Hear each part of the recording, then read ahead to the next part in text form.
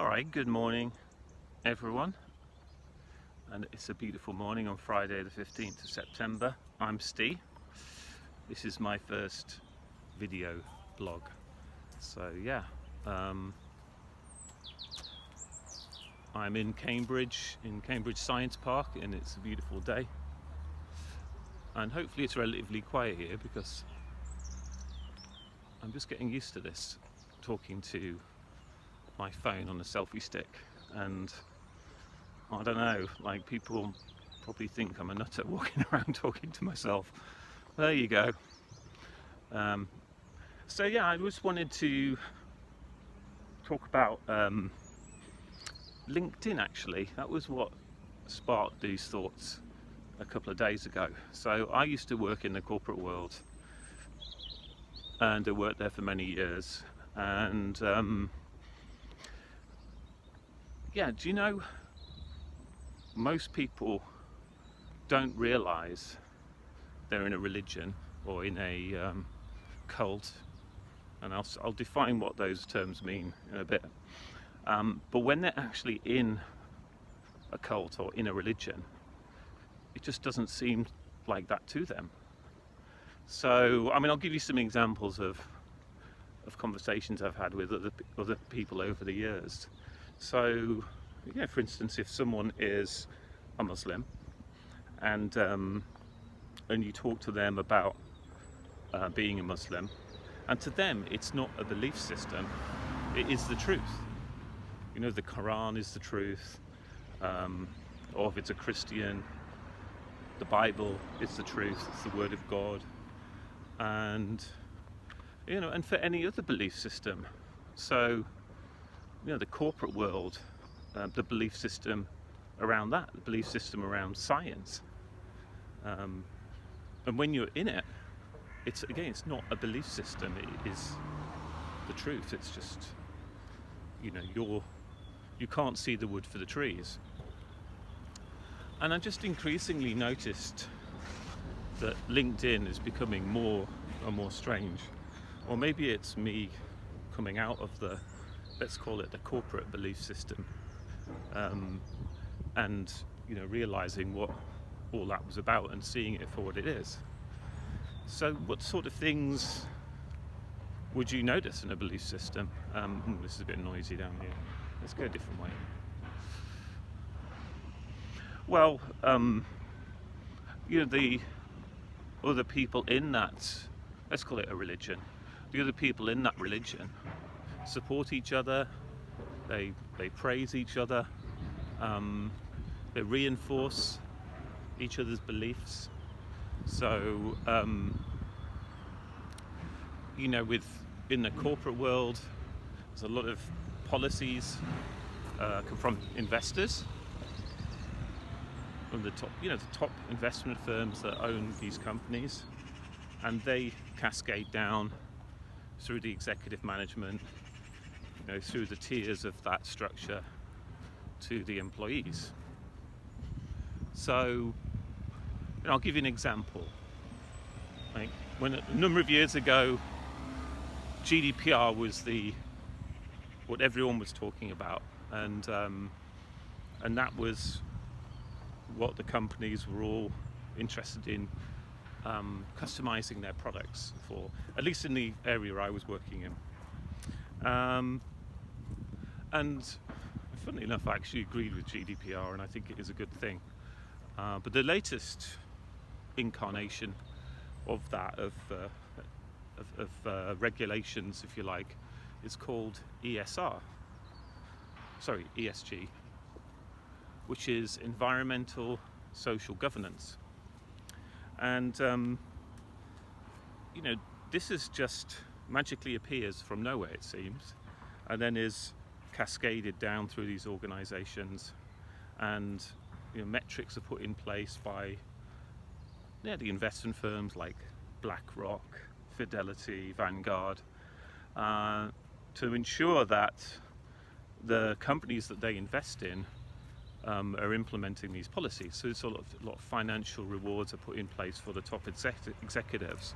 So of course that is what they then cascade down throughout their organizations. Another example would be diversity and inclusion, which is another policy that has come from the investors at the very top.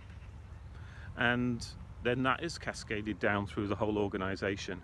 And I certainly noticed it a lot myself. And the changes that I would see, not so subtle actually, because I think I noticed things changing at a very, very fast pace. Maybe that was where I was working, with it being, more of a Californian software company. And then you've got the sort of more radical implementation, shall we say, of those policies, as opposed to, say, a British company. But I don't know. I've only got my experience to go on, so I don't know if I was working for like a British company, if it would have been any different. But anyway, my point is that these policies come down from the top, and then they're just implemented by the workers in those companies, and it goes through the whole organization, and metrics are put in place to make sure that that you're rewarded for adhering to these policies. And I don't know if like someone, I was fairly low down in the organizational tree. For someone at my level, it's almost like they appear magically out of nowhere. And it just seems like, oh yeah, this is the latest thing we're going to be talking about now. We're going to be talking about ESG. We've got to make sure that all of our products support this, and the sales messaging is now going to be covering ESG, and we're going to be going to all these events and pushing all of that messaging. So, and that's done without the individuals in those organizations questioning this. And I would actually say that that goes all the way to the top, because in the end what they're being motivated by is money and the bonuses that they are going to be earning for implementing this, and the valuations of the companies that are going to be achieved through implementing these policies. Like you're not going to get a good valuation for your organization on the market if you're not implementing these policies. It's not going to happen. So even at the top, there's no real thought as to whether these are a good, inverted commas, quotation marks, a good thing that these policies are put in place. It's purely driven by financial metrics. For instance, morality doesn't come into it. It's just driven by, this is going to get us a good valuation. This is what everyone seems to be talking about now magically. Although, like I say, it's not magic, because it's coming from the investors, BlackRock, Vanguard, Fidelity, and so on, that own everything, and they set these policies. And Ms. CEO, if you're not going to toe the line and implement these policies, just find someone who will. So to me, that's, if you think about when I started this video, I was talking about religion. That's like a religion. You don't question what you're being told. You have your scripture, you have your policies, your corporate policies, you have your rules, and you just go along with it. And if you go outside of that and start to question, well, is this a good idea? Is it a good idea that we should be implementing this ESG policy? Should we be reducing our carbon footprint, as they say? Is that actually something that benefits humanity? There's no questioning of that. So I would equate being in the corporate world and, you know, being in these structures. Just walking past the nursery now. Yeah, I would say that is just the same as being in a religion. And the folks in that religion don't realise they're in it. It's a belief system they've taken on board. They've not looked into any of these things and themselves. They've just taken what they've been told, and that is the very definition of a belief. You know, a belief is something where you've taken on some information on board, incorporated it into your psyche, into your personality, and then you just proceed if it's true. But, you know, what if it's not true? What if, you know, and just back to LinkedIn,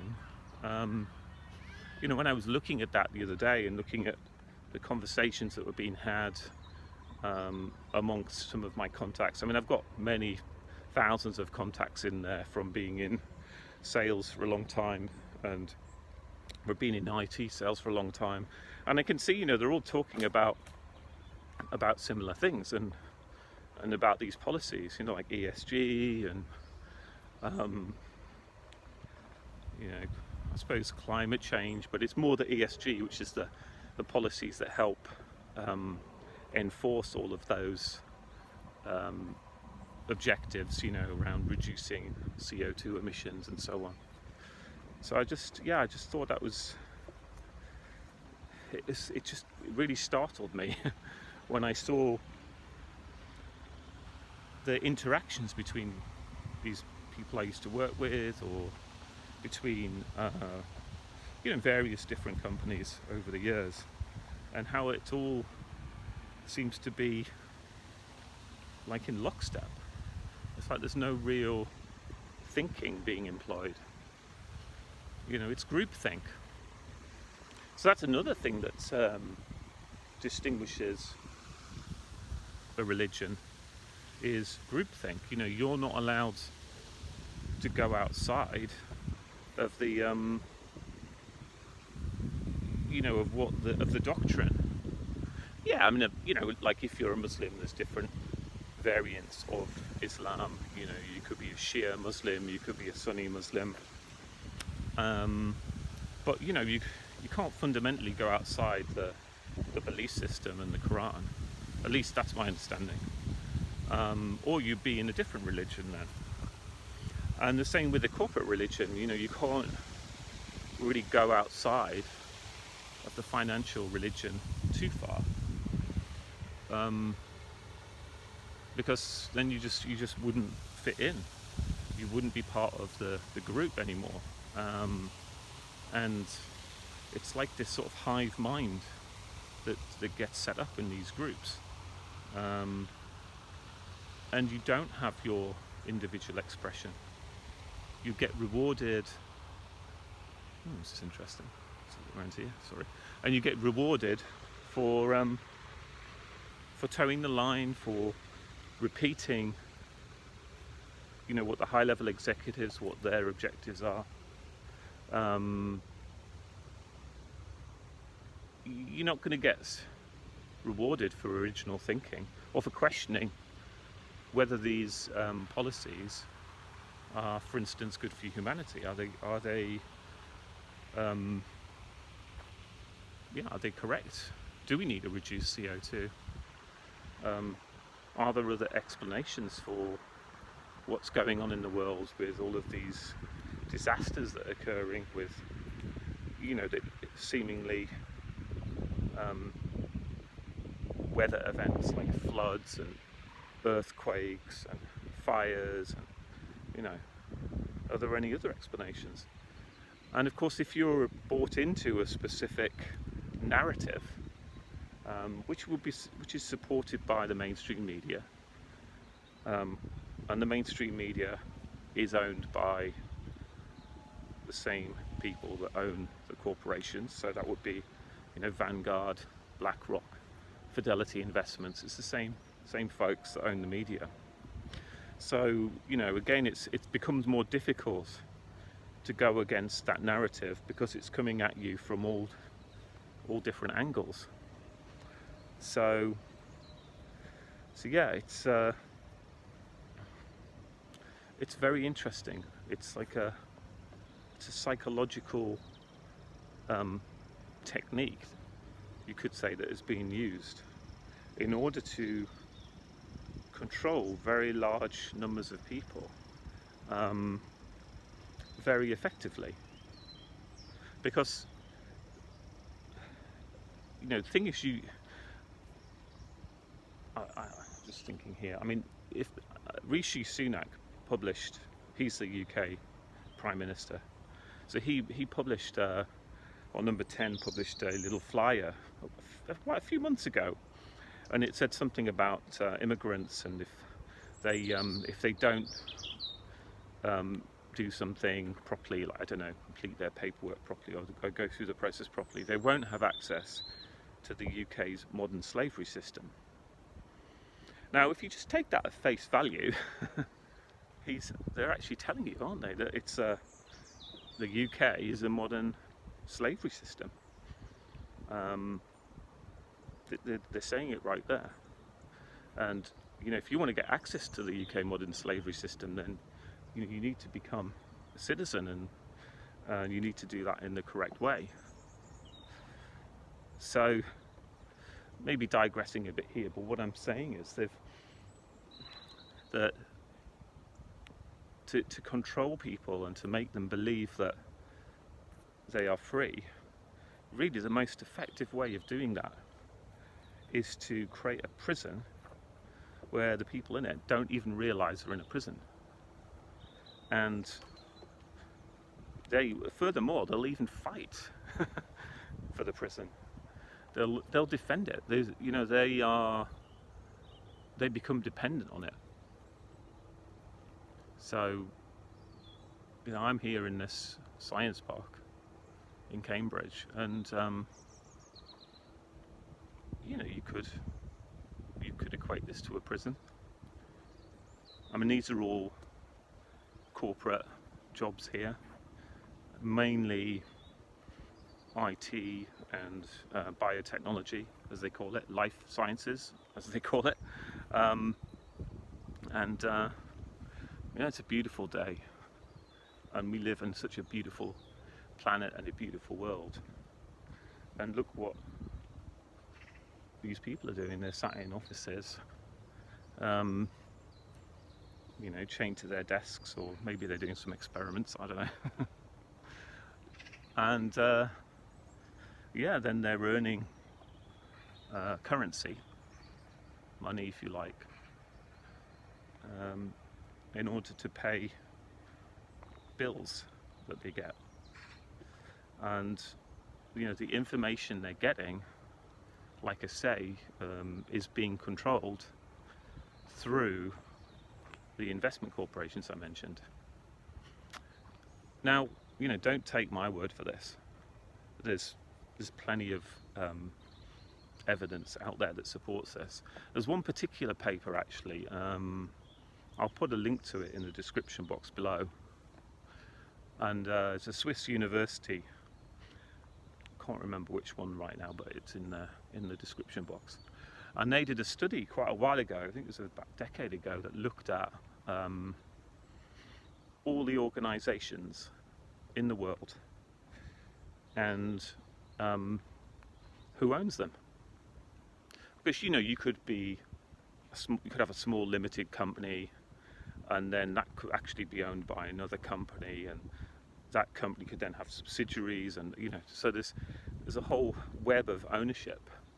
And they actually got a supercomputer involved, apparently, and modelled the ownership of all the companies in the world. And guess what? Guess who owns all of the companies? And this is the media companies, and entertainment companies, and software companies, and you name it. Well, I don't know, you might be surprised or you might not be surprised by this, is that they're all owned by financial institutions, and a small number of financial institutions, specifically the ones I mentioned, although I think some of those have changed their names. But you'll see in the report that they own all pretty much everything.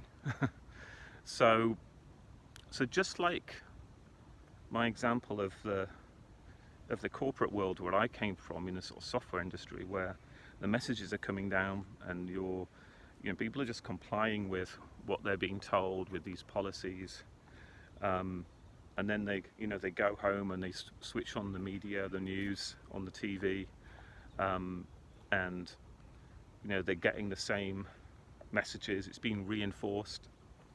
They're seeing disasters in certain countries, and then they're being told, yeah, this is to do with climate change, and the oceans are rising, and we're having unusual weather events now, and so maybe they feel good because they're actually involved in a company that is helping to solve those problems, supposedly, on the face of it. But the facts are, these corporations and these, well, they're all corporations, but the media and so on, they're owned by the same people that pushing these policies. And I don't know, like, it wasn't so long ago that we had the supposed pandemic and all the policies that were being pushed on us for that. I won't go into detail because I don't know whether I'll get this video removed from YouTube. But my point is, again, that was another set of another emergency, if you like, that needed to be dealt with. And there were all the different, there were a number of policies that were being enforced. It was pretty strong. I mean, I know some people seem to have a bit of amnesia around this. But I don't know, I've got a pretty good memory over the last few years, and I seem to remember there not being a lot of choice. And lockdown is something that normally occurs in a prison. So the inmates are locked down, and you get your privileges back when you do what you're told and you adhere to the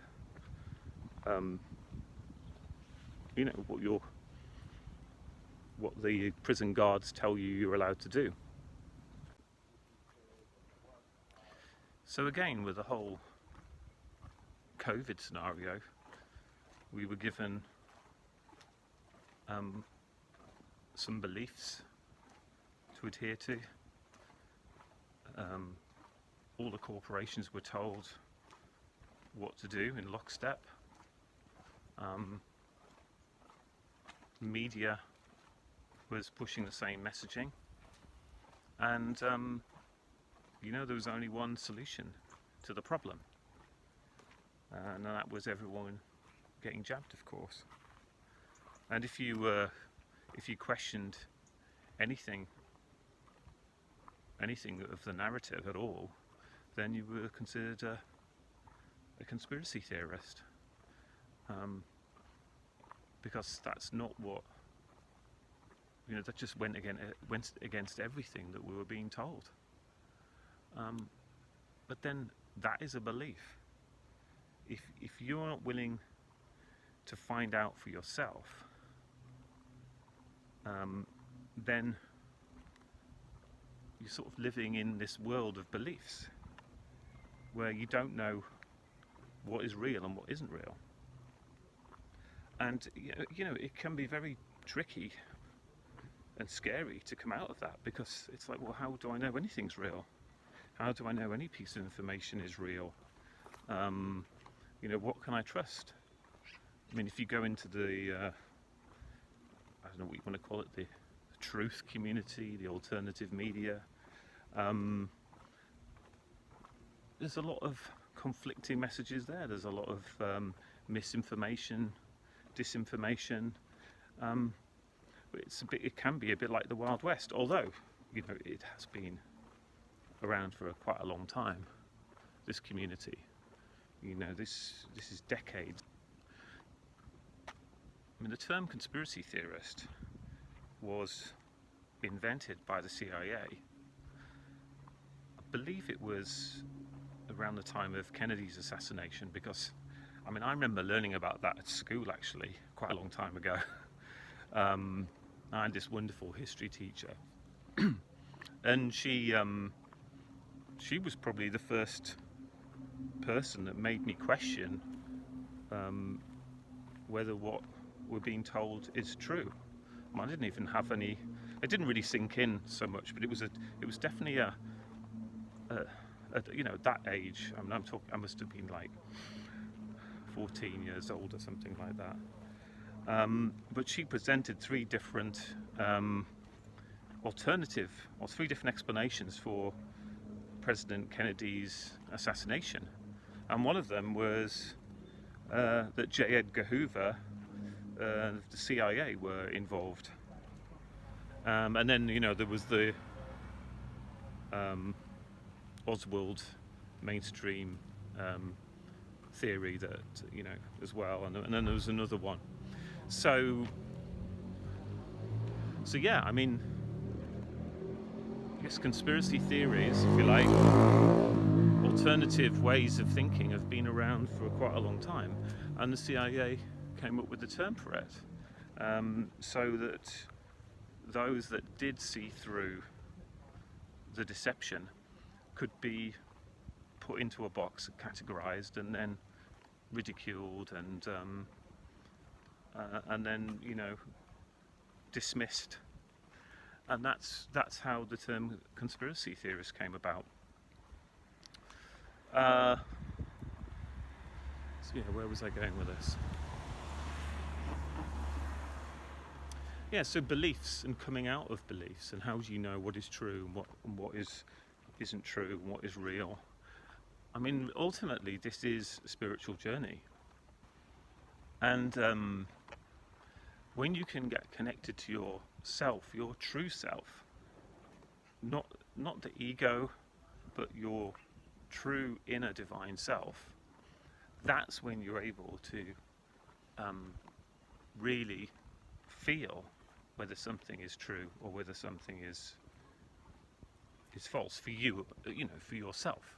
So ultimately it comes down to you and yourself, and no one else can tell you what is true and what is false.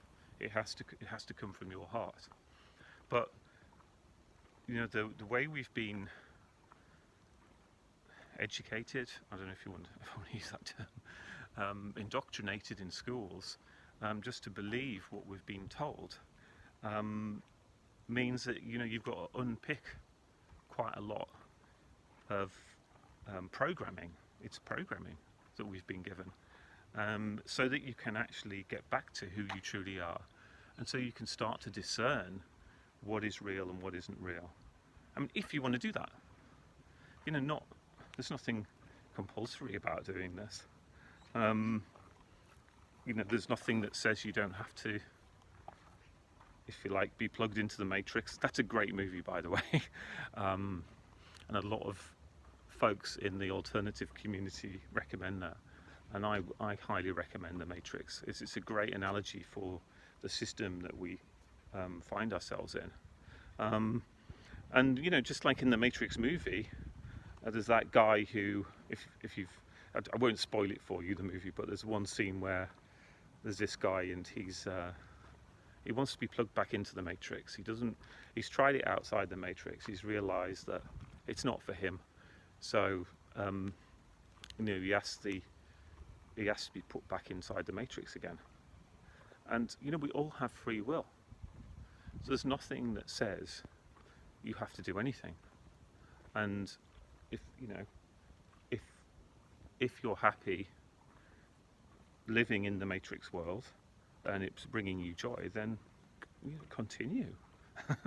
But if you're not happy and you you notice there's something wrong and you want to change things, then really it's about embarking on a voyage of self-discovery, and it is a spiritual journey, there's no doubt about that. And I don't mean a religious journey, because that is, like I've been saying, is a belief. Religions are beliefs. It's just like everything else we've been told. Once you start to awaken to who you truly are and the power that you have inside yourself, then the illusion starts to fall away. Some people say like the veil, call it the veil of illusion. And if you want to go through that process, I've discovered some amazing tools that I use all the time and that have really helped me. See, one of the things we get told, and on a regular basis, is to ignore our emotions and to push them down. And in the corporate world, they say things like, it's not the word suppress, take the emotion out of it. That's what they say. Just take the emotion out of it, don't get emotional, and that's how you're going to get to solving the problem, through logic and through using your brain. It's actually using your left brain, though, which is the ego, essentially, or at least for this conversation, let's leave it at that. So what they're saying is, just use logic and think things through in your mind, and just remove the emotions from the equation. The problem with that is it's a very you're very cut off from yourself when you do that, because your emotions are your guidance system, and when you're tuned into your emotions, they can help you discover whether something is true or false. If it doesn't feel right, some people say like your gut instinct. If it doesn't feel right, then for you it isn't right. It isn't the right decision to make. That information doesn't resonate for you as an individual. And it's starting to move back to that way of thinking, rather than going along with what everyone else says. It's actually coming to making your own choices based on how you feel, rather than what the teachers or the government or the media tell you to think. And that really is, in essence, what I see awakening being about. And like I was just saying, I do have some amazing tools to help with this process.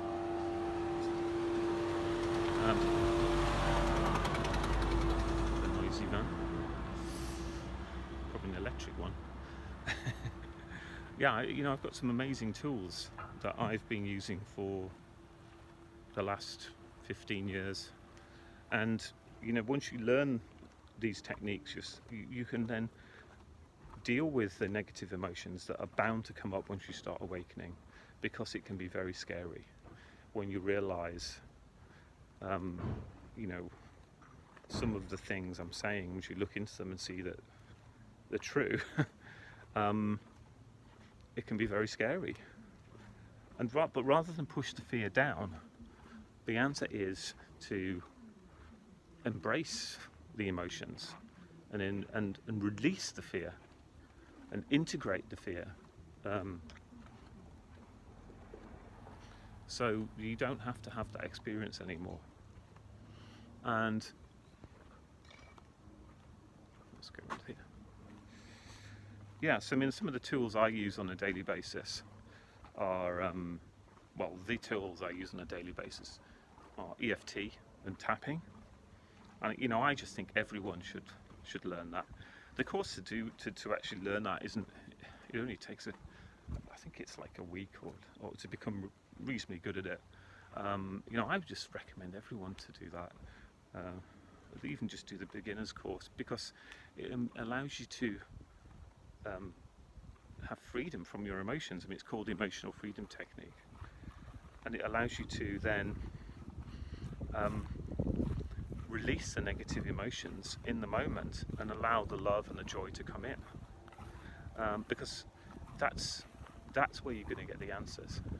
It's not from thinking things through over and over and over again, and believe me, I know it. So I was very, very left brain oriented. So there's EFT. Another area I work with is colour, and when I say colour, I mean it's like, you could say it's colour therapy. So I'm trained in a system called Colour Mirrors. I'm a teacher of Colour Mirrors, and these are coloured oil bottles, believe it or not, that come from South Africa. But they have a really profound effect on you when you work with them, and that could be working with them, moving the bottles around like pieces on a board, like, I don't know, like a chessboard or something, or you're exploring different aspects of yourself. Whatever you're working on, whatever's coming up for you right now, that's what you'd be working on. And the bottles will bring up emotions, and they help you release them as well, just like EFT, but it's just another tool that you can use. And then, yeah, there's other techniques as well around bringing in the divine love energies, and even things like singing, and singing songs that allow the energies to flow in your body, grounds you to the earth, helps you connect with the earth, and synchronize your energy field with the earth. Incredibly powerful, because there's I don't know if you've noticed, but there's a lot of extremely high energies coming in now, and the phase we're in at the moment, it's not going to be possible for people to ignore their emotions anymore. And what that's looking like, you might have noticed, friends, family, work colleagues, celebrities, sports personalities, are passing, and they're calling it sudden adult death syndrome, or they're getting these really aggressive cancers that's taking them, that then they're passing, or they're having heart attacks and strokes and what have you. I mean, I just can't believe how much of that is going on now, and that wasn't the case before. The last, say, 3 years ago, there was, it wasn't like that. Sure, people did have cancers and things, but not at the scale that we're seeing now. And really, what's happening there is, well, I would suggest this is the souls are choosing to depart, because if they don't want to deal with their emotions, and they're not willing to face, what's happened, what they might feel has happened to them, then it's crunch time. They've unfortunately, it means they can't be on the new earth with these new energies that are coming in. So this is the time period we're in now, and I would say it's never been more important to access your emotions and deal with your emotions, and then clear them so you can be free. And then this will shift everything in your life, because it's being able to handle things that happen powerfully, being in your power, is invaluable. I mean, being happy no matter what life throws at you, and not suppressing it, but if something, quote, bad happens, it's actually feeding into that and fully exploring it and releasing those negative emotions, so that you can bring in more of your soul and more of your soul family, which is your own soul, basically, in other dimensions, and bring that into your body, so that you can be all you can be. You can then have more of your soul in the body and be in more joy, and not be so stuck in the head and trying to think things through all the time, and think of solutions to problems. You know, when your soul is more ensconced in your body, you know, the solutions will just present themselves to you, and it will be easy, and you can get off the hamster wheel, and you don't need to do things that you don't enjoy doing just to earn money in order to pay bills, because that is the religion that many are trapped in, the corporate religion. And like I said at the start, and I've been discussing, this is the same as any other religion.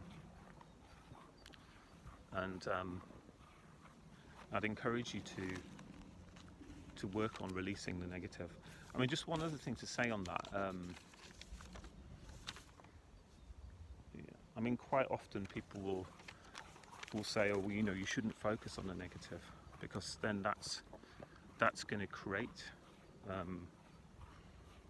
you know, negative experiences in your life. But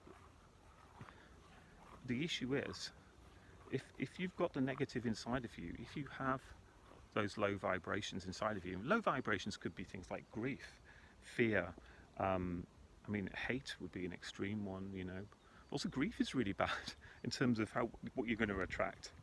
Even irritation, being uncomfortable, being worried, being scared. Then if you have those vibrations inside of you, and they're maybe from incidents that have happened in your childhood, or that you just, you know, the last thing you want to do is go and look at them perhaps.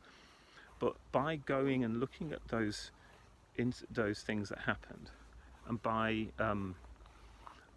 releasing the low vibrations, it allows you to let go of those situations, so they don't play out in your life anymore, because those situations are playing out in your life right now, I can guarantee it. And pretending that they just pretending everything's great is not going to work. I mean, there's a term called spiritual bypassing, which you may have heard, and it's just this idea of, look, you know, just everything's great, just be happy, and you know, then everything will be great in my life. Now, if that's working for you, then great. Again, there's nothing that says you have to do anything at all. But if you're doing all those things, you're being happy. Maybe it's a surface level happiness, but you know, you've maybe not seeing that it's surface level. And you know, if you're pretending to be happy and your life is not going so great, then perhaps it's time to take a different approach, and perhaps it's time to really, you know, embrace these shadow aspects of yourself, and then release them, so you never ever have to go through that again. And there's never been a better time than now to release those shadow aspects. With the high vibrational energies that are coming in, it means that it's easier for you to release. But it also means that if you resist those high vibrational energies that are coming onto the planet, it means that life is going to get uncomfortable, and you know, it's going to be very, very unpleasant. So yeah, I think that's pretty much what I wanted to cover for my first video, and thanks very much for listening. If you are interested in working with me, you can check out my website, which is spiritualhelpdesk.co.uk, or check out our website. It's mine and my partner's website. And yeah, do drop me a line if you have any questions. We have a private members club, because you know, it's like I say, I've been talking about the system, and really my aim is to come out of the system. And by working in the private, it means that you know, I don't have to be part of that system. So yeah, thank you very much for your time and for listening, and have a wonderful day. Okay, bye bye.